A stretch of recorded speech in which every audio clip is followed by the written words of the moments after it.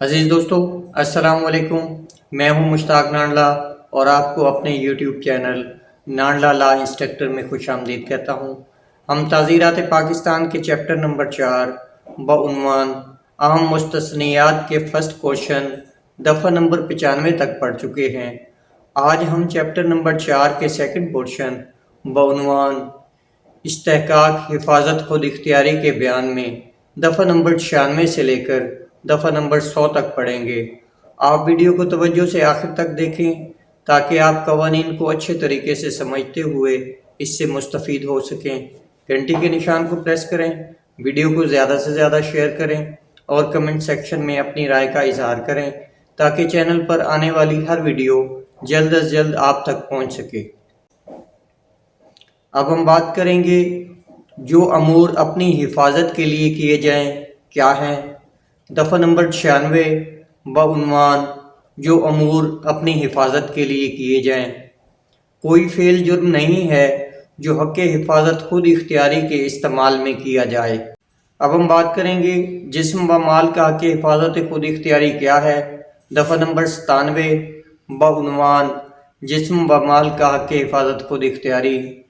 ان قیود کے تابع جو دفعہ نمبر 99 میں درج ہیں، ہر ایک شخص کو یہ حق حاصل ہے کہ وہ حفاظت کرے، اول اپنے جسم کی اور کسی اور کے جسم کی جس کی کسی ایسے جرم کے خلاف جو انسان کے جسم پر اثر انداز ہوتا ہو، دوئم اپنے یا کسی اور شخص کے مال کی، خواہ وہ منقولہ ہو یا غیر منقولہ، کسی فعل کے خلاف جو ایسا جرم ہے کہ سرقہ یا سرقہ بالجبر یا نقصان رسانی یا مداخلت بیجا مجرمانہ کی تعریف میں داخل ہو، یا جو سرقہ بالجبر یا نقصان رسانی یا مداخلت بیجا مجرمانہ کے ارتکاب کا اقدام ہو۔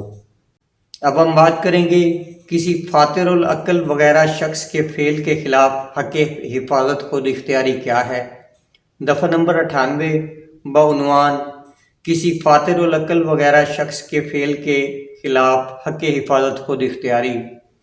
جب کوئی فعل جو بصورت دیگر کوئی جرم ہوتا، فعل کے مرتکب شخص کی کم عمری، سوجھ بوجھ میں ناپختگی، فاطر العقلی یا نشہ کی وجہ سے جرم نہ ہو، تو ایسے فعل کے خلاف ہر شخص کو وہی حق حفاظت خود اختیاری حاصل ہوگا جو اسے اس صورت میں ہوتا جب ایسا فعل جرم ہوتا۔ اب ہم بات کریں گے ایسے افعال جن کے خلاف حق حفاظت خود اختیاری حاصل نہیں ہوتا کیا ہیں۔ دفعہ نمبر 99 بعنوان ایسے افعال جن کے خلاف حق حفاظت خود اختیاری حاصل نہیں ہوتا۔ اس کے دو حصے ہیں۔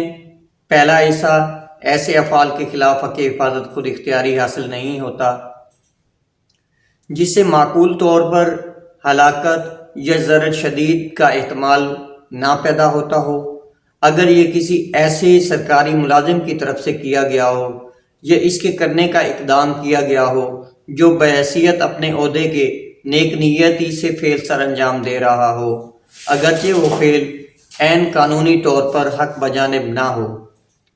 ایسے فعل کے خلاف حق حفاظت خود اختیاری نہیں ہوتا جس سے معقول طور پر ہلاکت یا ضرر شدید کا احتمال نہ پیدا ہوتا ہو، اگر یہ کسی ایسے سرکاری ملازم کی ہدایت پر کیا گیا ہو یا اس کے کرنے کا اقدام کیا گیا ہو جو بحیثیت اپنے عہدہ کے نیک نیتی سے فعل سر انجام دے رہا ہو، اگرچہ وہ ہدایت عین قانونی طور پر حق بجانب نہ ہو۔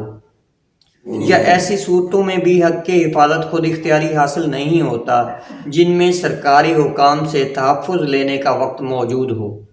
سیکنڈ، وہ حد جہاں تک ایسا حق استعمال کیا جا سکتا ہے، حق حفاظت خود اختیاری کسی حالت میں بھی اس سے زیادہ نقصان پہنچانے پر وسعت پذیر نہ ہوگا جس کا پہنچانا حفاظت کے لیے ضروری ہو۔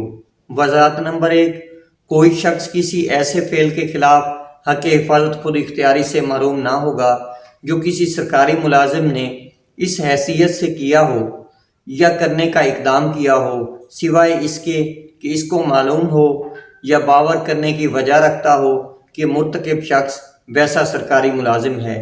وضاحت نمبر 2، کوئی شخص ایسے فعل کے خلاف حق حفاظت خود اختیاری سے محروم نہ ہوگا جو کسی سرکاری ملازم کی ہدایت پر کیا گیا ہو یا کرنے کا اقدام کیا گیا ہو، سوائے اس کے کہ اسے معلوم ہو یا یہ باور کرنے کی وجہ رکھتا ہو کہ فعل کا مرتکب شخص ایسی ہدایت پر عمل کر رہا ہے، یا سوائے اس کے کہ ایسا شخص وہ اختیار بتائے جس کے تحت وہ عمل کر رہا ہے، اور اگر اس کے پاس وہ اختیار تحریری طور پر موجود ہو تو جب تک کہ وہ مطالبہ کرنے پر ایسا اختیار نہ دکھائے۔